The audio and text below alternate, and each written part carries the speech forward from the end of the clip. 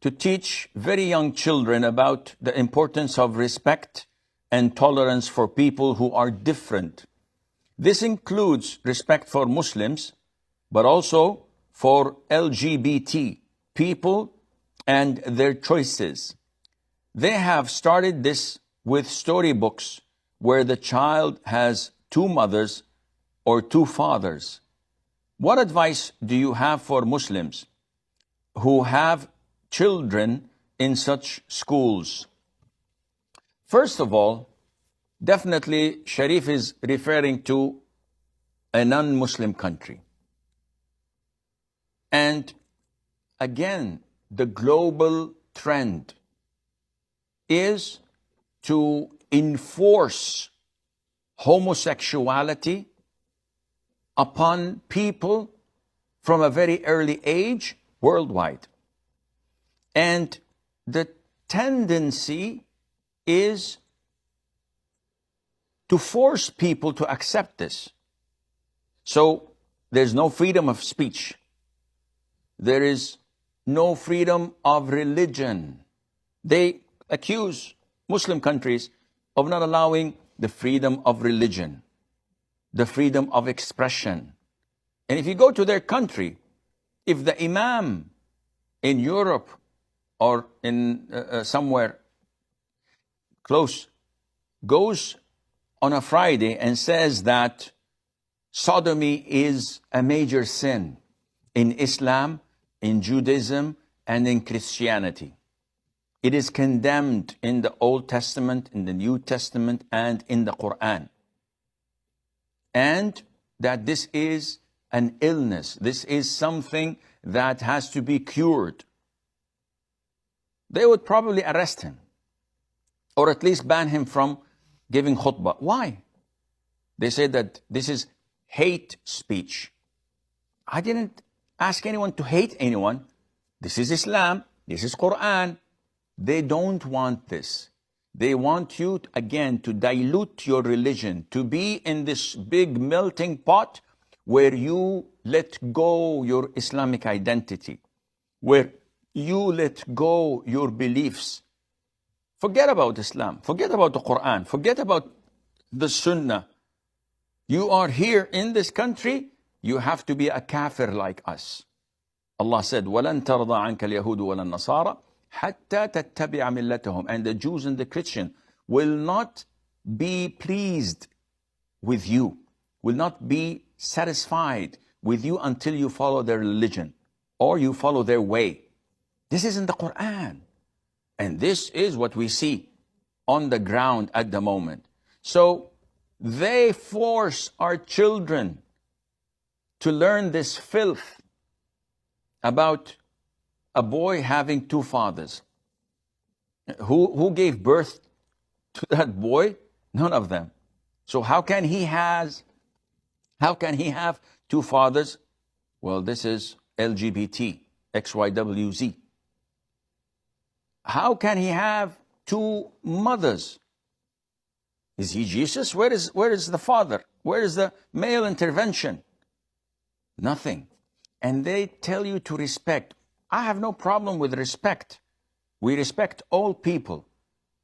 We have empathy towards thieves, about sinners, fornicators. We feel sorry for them for the sin. Yet, we hate the sin and not the sinful, and not the sinner. So yes, we do not accept sins. We do not embrace them.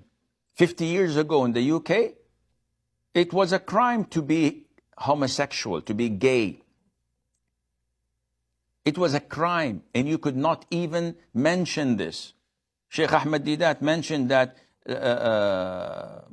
in a novel in Johannesburg and Cape Town and Durban, in South Africa, it was banned to have this Lady Chatterley's lover because of a word that it was inappropriate. Nowadays, it is not only legal, but they force people to do it. And they force the Muslim children to learn about it. And they condemn anyone talking about it as hate speech. And this is totally unacceptable. Whose mistake is it? It's yours and mine. Why? Because we tolerated this type of lack of identity, lack of stance and position for so many years. Now we're paying the price.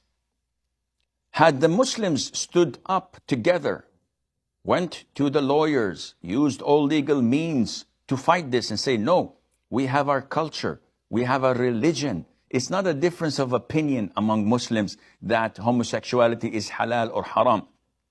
Any Muslim, quote me, quote me, any Muslim who advocates, who says that homosexuality is permissible or okay, or it's a personal preference, he is not a Muslim. He has nullified his religion.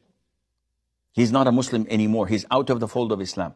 Therefore, because we, in the very beginning, were so absent-minded, we did not participate, we did not take a stand. Now we're paying the price.